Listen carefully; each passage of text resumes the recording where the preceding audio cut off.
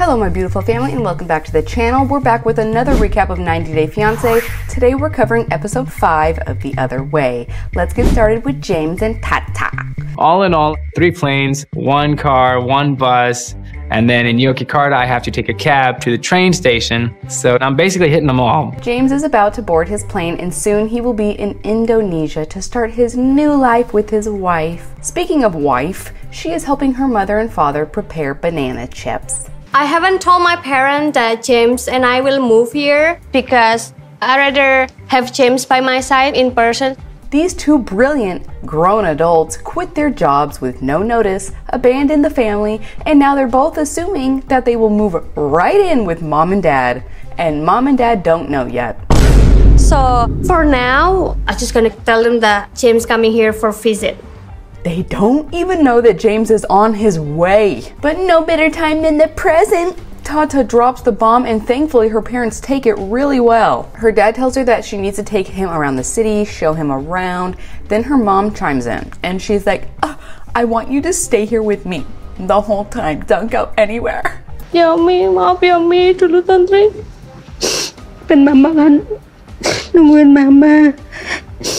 I hate it when parents manipulate their children like this. Tata's like, Mom, please forgive me for moving so far. Then it cuts to the interview with the parents, and Mom says she loves all 6 of her children, but she loves Tata the most because she's the youngest. Memang anakku sih semua sayang semua, cuma ini kan yang paling kecil. Jadi paling disayang sama aku. That's gonna make them feel wonderful when they see this. Then she tells her, you must have children like I did. Just look at me. I have 6 kids and none of them are here to take care of me. That sentence didn't even make any sense. Pag makin tua, kependi urusin juga. I was losing my crap, and then Tata tells us that it's normal in their culture for the youngest sibling to take care of the parents. Sorry, Tata. She's also super stressed out because she wants to fulfill the promise to her parents to have children, and she still hasn't talked to James about him secretly not wanting kids. Finally here. Today I have the train ride, and then I will be back with Tata, but I am running a little bit late. While Soy Boy cuts his face up, Tata is getting ready to meet him at the airport. Her sister is helping her get ready, and she already knows that James is coming to stay. Tata tells us that all of her siblings know, they're all excited. She just needs to tell her parents, but I guess they're gonna do it when he arrives at the house. Her sister drives her to the train station and she meets up with her man. We've had the whole world between us for 37 days, and it's like breathing for the first time. I don't doubt that James is head over heels in love with Tata. He's just an interesting guy. I can't put my finger on it, but something is weird about him. In the next episode, we get to see James walk through her parents' house for the first time. Ini calon kamar gym. There's nothing done in this room. It looks like I'm stepping into a prison. I can't wait. Moving on. Corona has landed down in Iceland to meet her long-headed boyfriend. She tells us she is nervous because all this time they have been together. Oh man, I forget that she calls it soft partnering. That is so bad. Okay, let me start over. She tells us she is nervous because all this time they have been together, she has been soft partnering him. She's afraid she might accidentally pop off and blow it. Yeah, he's gonna find out slowly how weird I am. She reminds me of Statler in the sense that she doesn't stop talking. She doesn't stop talking and she's loud. She speaks loud, she laughs loud. She's just a lot. She's always extra and it's annoying. Ingi shows up at the airport walking up like he has a turd about to fall out the leg of his pants. Oh, good to see you. I missed you. How are you? Really good.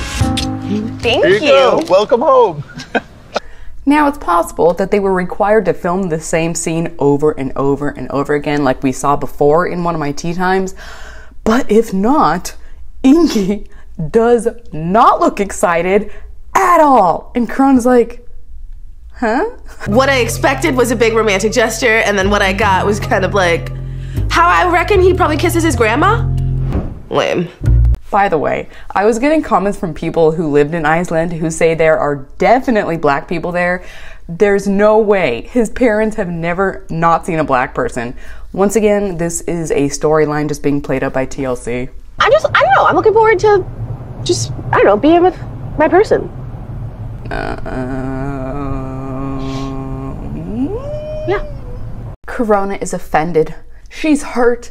Why is he acting like this? I'm not even his cousin and I'm the love of his life. She must have said love of my life like 100 times. They get to his apartment. It's fine, spacious, but nothing special. You know, he's a bachelor. Corona walks over to the closet to start putting her clothes away, and she notices that Ingi hasn't moved any of his stuff. Yeah, I know. We'll figure this out. I need the whole side. I know. Well, I thought you were gonna move your crap. I didn't have time. You didn't have time? Again, Corona is upset. She told him before she left that there were certain things she expected him to have prepared for her, and he didn't do it. If I wasn't soft partnering him, in my head, I'm thinking, bitch, why wouldn't you move your out of... She opens up her suitcase and starts pulling out all of her shoes. I didn't see any clothes, just shoes. And I mean, her shoes are incredible. I wouldn't want to leave them behind either, but you need clothes. Just boots, no clothes. Just shoes. Just shoes. Yeah. I will be nude in boots. He's like, yeah, that sounds great. Then she hops up on the bed and she's laying back there and he's like, It totally reminded me of Nikki and Igor when she hopped on the bed and he's like, yeah, right, dude. Hey, Ingi, how you feeling over there, big boy? You got a bunch of nasty thoughts running through that giant noggin of yours? You certainly have a lot of shoes. Oh. Sharing my home with my partner for the first time really excites me. Ah, yes, I can taste your excitement, and it tastes like crap. We good. He can't even look at her, you guys. Corona's like, the last time I was here, it was obvious that he missed me, but now he doesn't care. Last time that I was here in Iceland, I could tell Ingi missed me. This time, I'm getting the most tepid, lukewarm welcome from... I'm sorry, Corona, he does not like you at all. Moving on. Sharpie and Shakira. They're meeting up with one of Sharpie's closest friends at a beautiful restaurant, complete with belly dancer. Watch out, Shekinah, another pretty girl is in the same room as you. Uh-oh, Sharpie. Don't look at any girls, okay? Not allowed, no girls. Don't look at girls, okay? Like I told you. I've been back in Istanbul for a few days, and Sarper and I still have a lot of issues to work through, but tonight we want to have some fun. Shekinah has grown to love this lady. I can't remember her name. We're gonna call her Becky. She loves Becky because Becky's a straight shooter. Becky's like, hey, handsome Squidward, are you excited to be here? Oh, yeah, I was gone for super long. Oh, too long, Becky. So many days, so many hours. I counted down all the minutes. 107 days. He counted the days. 2,568 hours. Has he always been like this, the counter? 164,080. You did not count down the minutes, Sarper. Shut up. Shekinah's like, oh my gosh, I can't stop laughing. My eyes are running, my nose is running. Okay, I officially have tears running down my face now, so we have to move on. Didn't see him like this for a long time. Wait, it went away for a while? Yeah. Becky informed Shakira that in high school he had immense anxiety. Shekinah, I must confess something to you. There is nothing in my life I have been more ashamed of. I used to be chubby. I was a chubby guy. I'm ashamed of it. But I don't know why. I just want to share everything with Shekinah. I saw the pictures of him on Instagram before I saw this video, and as soon as I saw the pictures, I was like, oh my gosh, it all makes sense. He hooks up with women to prove to himself that he's wanted, that he's desirable and not physically repulsive. I get it. Yeah, it's normal. And then they lose the baby fat. I bet you were so cute. It's not baby fat, babe. Yes, of course. It was really fat. I mean, I was eating like maniac. The other boys, they start to bully me. Shekinah, I used to wear leather jacket like you, zip all the way up. I was so chubby, Shekinah! In high school, I briefly dated this guy that was heavyset, and he would wear a black leather jacket zipped all the way up. I always thought he had the most handsome face, and then he disclosed to me that he 3 times a day. Bye-bye. I had a girlfriend, the first girlfriend. She was beautiful, and one day I saw her with another guy. So, Sarper had his heart ripped out by the first love of his life who was cheating on him behind his back. He was shooketh to see them holding hands and kissing. In an instant, I was changed. He changed a lot. Even he was recommending me not to fall in love with any guy because falling in love is such a dumb thing to do. I called my father and tell him what happened. He said, you can never trust any woman, and I never trust any woman again, except you, Shekinah! It's not an excuse for his behavior, but it definitely helps me understand him better. Some of these women from his past are reaching out to me on social media. Becky's like, whatever, who cares? Just ignore it, Shekinah. But you guys, these are like real life people and they got their feelings hurt. No, Shekinah, don't even dive into that. They are not hurt, they're jealous. But he made us so many women feel terrible. Yes, because of them, they feel terrible, not because of him. Yeah, I'm glad that Shekinah shot her that look. Like, what the flip? Is Sarper never at fault? Is it impossible for him to break a woman's heart? He's been doing exactly what happened to him. Oh my gosh, I just noticed how far his shirt is unbuttoned. What a moron. I seriously would be so embarrassed to be seen out at a restaurant in public with him like that. Whether it's intentional or not that Sarper has hurt all these women, the really alarming part for me, he doesn't realize it. Shakira is mortified that neither one of them has any empathy for the hundreds, if not thousands, of women that Sarper has hurt. And as she is contemplating these things, Miss Thang comes dancing up to Sarper. They always come to him. I'm sure. Wow, babe, you're really into this. Shekinah, shut up, you're embarrassing me. Oh my gosh, don't touch my man. Can't you tell I'm insecure? He's in a relationship, so you can, goodbye. You can back up. Sexy Sissy doesn't take the hint. Maybe she doesn't speak English, but she just gets right back in his face and shakes her knockers for him until he slips that tip right into her brassiere. But she's dancing to me. It's a tradition, it's a respect. I want you to be respectful. Definitely make sure you're being respectful. I would probably feel jealous too, but if that's the cultural norm, he's probably seen it 100 times. Not to mention the fact that this guy has seen way worse. The following morning, Shakira is brushing out her pretend hair while Sharpie's playing with the doggy. She's feeling a little verklempt because so many women have been reaching out to her to tell her that Sarper is a piece of garbage. Women have been reaching out to me to tell me that he is manipulative, that he's a liar, cheater, and the list goes on. Shekinah decides that she's going to meet up with one of these women because if she is going to marry Sarper, she has to address this first and know for sure if he really loves her. I am meeting with your ex, Nora. She reached out to me and she told me, yeah, so this lady told me she wants to meet with me because you guys like had a relationship or something. She feels like she needs to warn me about you. Where'd you go? Sarper is like, oh my gosh, Alipa! And look how tiny his hands are. I'm gonna have a future with you. Like, I need to know about your past more. Baby, I already told everything about my past. You know that. I don't think you have. Shakira tells us that this woman stood out amongst the rest because she claimed to have an actual relationship with him and not just a hookup. Sharpie says, he's such a moron. He goes, you don't know Turkish women, Shekinah. They exaggerate everything. Did you have feelings for this person? No, I never. Boom, he lied.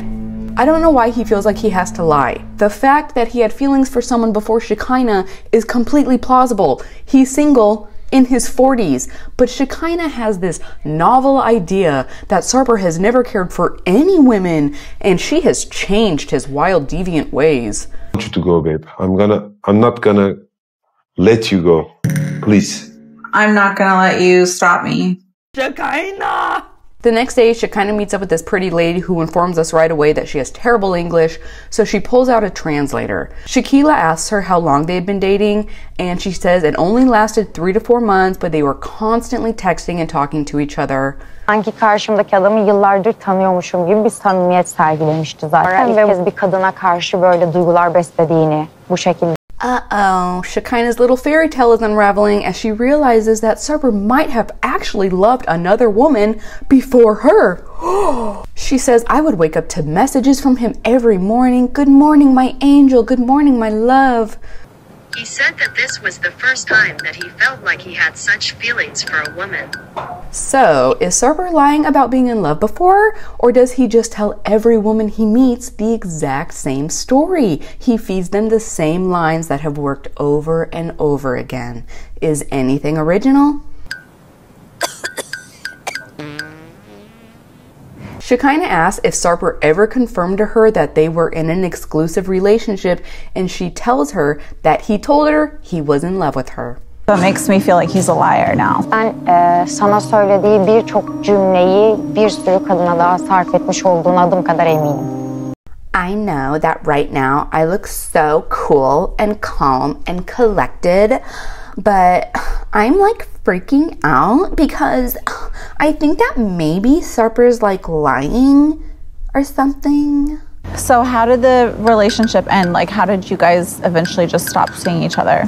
She tells her that she started finding women's clothes around his house, but he would just brush it off and he would belittle her in the process. And then he ghosted her. She tells him all these little things he does to manipulate women, and he's a big fat liar. Ben buraya bütün içtenliğimle seni uyarmak için, üzülmeni istemediğimden dolayı geldim. Üzülmeni istemediğim için de hepsi. Ouch. Moving on, we're with Lily and Josh in China. Josh is on cloud 9. He loves it here. He still can't believe it's actually real. Lily, his wife, who apparently is some sort of esthetician or beautician, I don't know. She takes him to a massage parlor. I was wondering, like, why not take him to your business? But whatever. She has planned for him an ear massage, and I've never heard of that before. I was surprised she chose that for him because noises are so irritating to him. 采耳就是他们在耳朵里面转来转去，或者给你轻轻地碰进你的耳朵，痒痒的，非常的舒服。 Has anyone had this done? I'm sorry, it doesn't sound appetizing to me. Rub my back, okay? I'll clean my own ears. She starts brushing his ears with these little feathery ball wand things, and Josh seems to be liking it. Felt good. It was amazing. I will take ear picking over a massage any day. She's like, I'm so glad you're feeling good because when we tried on wedding clothes, you told me you wanted a Chinese wedding. Huh?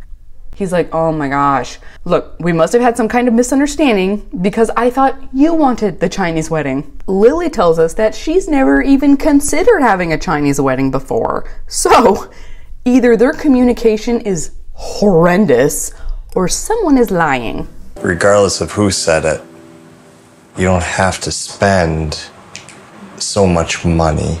I'm already getting super annoyed with her. All she thinks or talks about is money. And we all know that when she brought up the wedding, it was going to lead straight to money. He starts telling her again that he doesn't like spending money. He likes saving money. But she can't understand him, so she pulls out the translator. I would never want us spending a lot of money because you work hard for it. He tells her that it really bothers him. He's unable to provide for them right now. And Lily's like, if you love someone, you find a way to buy them anything they want. 有时间可能情不自禁的，就是愿意为这个人了，付出了。我只是想他明白和感受到。 This doesn't make any sense to me. It seems like she is trying to buy his love with money she doesn't have on stuff he doesn't want, and they're already married. There seem to be some huge holes in this storyline. Something's missing. Every love story should have a happy ending. What happy ending? 马上是 happy ending。 No, love story. In the next episode, Josh accuses Lily of cheating on her ex-husband and not being in love with him. I know you love me. You're not in love with me. Are we starting to see red flags with Josh? That would drive me freaking crazy. She's doing everything to prove to him that she is crazy about him. Why would he have said that? Shakira confronts Sharpie about his former lover, and Statler meets up with Dempsey, and she's not happy about it. Hey.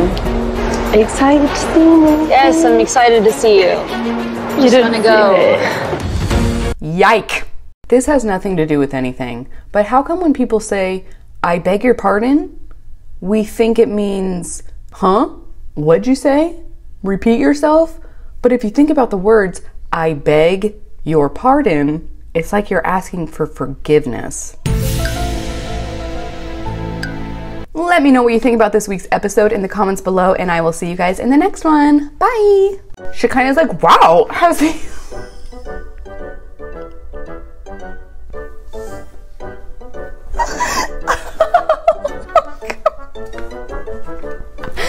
Okay, no. Oh man. Shekinah's like, wow, has he always been like this? Shekinah! Oh my gosh, I can't stop. Oh, what's wrong with me? Shekinah, I must go. Dang it! Crap, I gotta walk away.